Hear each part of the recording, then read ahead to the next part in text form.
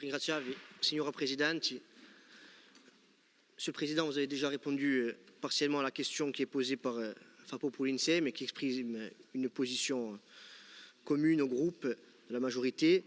Mais la question est plus large que celle de Jean-Martin. Donc je vais la poser pour ma part en me tenant au texte. Monsieur le Président, ces dernières semaines, et plus intensément encore ces derniers jours, un certain nombre d'événements participent d'un climat général délétère en Corse qui préoccupe notre peuple au plus haut point. Il y a une quinzaine de jours, plusieurs incendies criminels visaient des établissements commerciaux à Corti et à Ajaccio. Si nous ne disposons d'aucune information à ce stade sur les auteurs et les raisons de ces actes criminels, ceux-ci s'inscrivent dans une longue série de tentatives ou d'actes similaires. La semaine dernière, des engins appartenant à l'entreprise gérée par le maire d'Apieto ont également été incendiés. Tous ces faits sont inquiétants. Ils contreviennent à notre aspiration, largement partagée par notre peuple, à bâtir une société corse émancipée, apaisée, solidaire, fondée sur les valeurs de démocratie, de respect, de travail et de liberté. Ils interviennent dans un contexte politique troublé par la répression à l'encontre du mouvement national et de la jeunesse corse. En effet, ces derniers jours, 2 vagues d'interpellations ont touché des responsables et militants nationalistes en divers points de l'île. Placés en garde à vue et transférés à Paris pour certains d'entre eux, 2 ont été incarcérés, tandis que d'autres qui ont été relâchés sont actuellement mis en examen. Par ailleurs, près d'une dizaine de jeunes Corses ont été interpellés la semaine dernière, placés en garde à vue dans les locaux de la gendarmerie d'Ajaccio, puis relâchés. Tous ces événements intervenant à quelques jours des fêtes de Noël et de fin d'année. Dans ce contexte général particulièrement inquiétant, nous avons, notamment par le biais du mouvement Fais-moi Gorsiga, pris position publiquement à plusieurs reprises pour apporter d'une part notre soutien aux personnes victimes des mises à feu criminelles et réitérer notre aspiration à la paix et à la liberté, pour exprimer d'autre part notre refus d'une logique répressive et de méthodes incompatibles avec la nécessité de consolider la paix. Nous l'avons fait également pour rappeler que la place de la jeunesse corse n'est pas dans les prisons. Il faudrait en effet être aveugle ou inconscient pour ne pas comprendre que cette situation porte en elle un risque important de dégradation politique et conduit à une spirale d'affrontement que la Corse ne connaît que trop et dont elle ne veut plus. Il y a urgence à désamorcer une situation de tension sans attendre un nouvel incident ou un nouveau dérapage. Le gouvernement et l'État en ont tous les moyens, reste à savoir s'ils en ont la volonté. Ce climat s'inscrit dans un contexte déjà anxiogène au plan géopolitique international et au niveau social en Corse. Dans une île considérée comme, je mets des guillemets, le territoire le plus pauvre de France métropolitaine, l'inflation des prix en général et de l'énergie en particulier pèse fortement sur les entreprises corses, le pouvoir d'achat des ménages et sur la vie quotidienne de notre peuple. L'ouverture du processus de négociation entre la Corse et Paris en mars dernier, vous l'avez dit, démarche présentée par le gouvernement lui-même comme à vocation historique, a suscité dans la société corse des attentes fortes, mais aussi beaucoup d'espoir du fait des perspectives qu'il offrait, que ce soit au niveau de l'évolution statutaire ou des avancées concrètes pour le quotidien des Corses. Depuis 2015, les Corses ont en effet exprimé massivement de façon démocratique cette aspiration. Si le processus est actuellement suspendu, de notre côté, l'heure reste plus que jamais à la construction et à la mise en œuvre d'une solution politique globale à la question nationale corse, dans tous ses aspects. Celle-ci serait de nature à enraciner une paix durable dans ce pays. Nous le redisons, c'est mon popolo.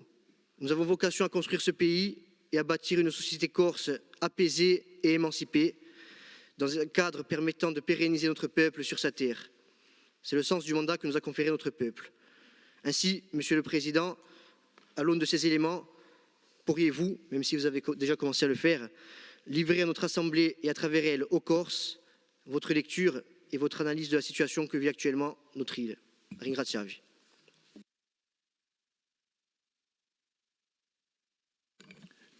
Ringrazio per la vostra questione. Je pense avoir répondu pour l'essentiel, notamment à travers la réponse apportée à Jean-Martin Mondologne. Je dirais simplement que votre question résume aussi, pour une large part, les engagements que nous avons pris collectivement devant notre peuple, je dis nous, dans le cadre notamment de la campagne électorale, des engagements qui sont clairs, qui sont publics, la fidélité au fil historique du combat du peuple corse pour la reconnaissance de ses droits, la solidarité avec les autres nationalistes, la recherche, bien sûr, des convergences avec l'ensemble des nationalistes, la volonté de dire et de montrer que le peuple corse ne sont pas seulement les nationalistes, et donc une volonté tout aussi forte de confluer, de partager, de permettre à celles et ceux qui souvent n'ont pas la même histoire politique que nous de se reconnaître dans le projet que nous avons vocation à construire et à mettre en œuvre ensemble. La volonté inébranlable de dire que notre engagement en faveur de l'émancipation du peuple corse est indissociable de la démocratie. La claire conscience que depuis 60 ans dans ce pays, il y a eu un combat qui a été mené contre un État dont la politique a souvent été oppressive, animée par une logique coloniale.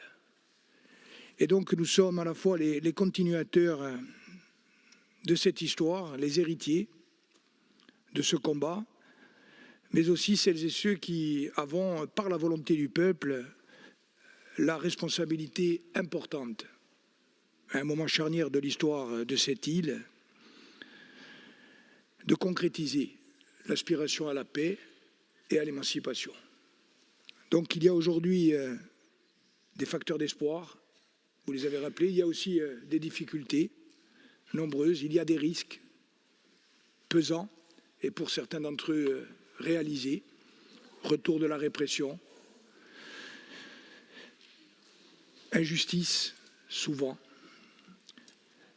actes criminels aux origines non identifiées. Et j'exprime bien sûr ma solidarité à l'ensemble des personnes, et notamment des élus ou des entrepreneurs, y compris de la région ajaxienne, qui ont été récemment touchés. Et donc tout ce climat crée bien sûr une anxiété importante et des interrogations.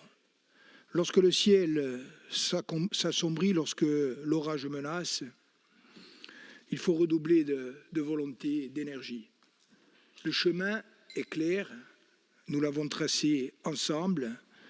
Il a vocation à permettre à toutes celles et tous ceux qui veulent construire la paix dans ce pays de cheminer ensemble.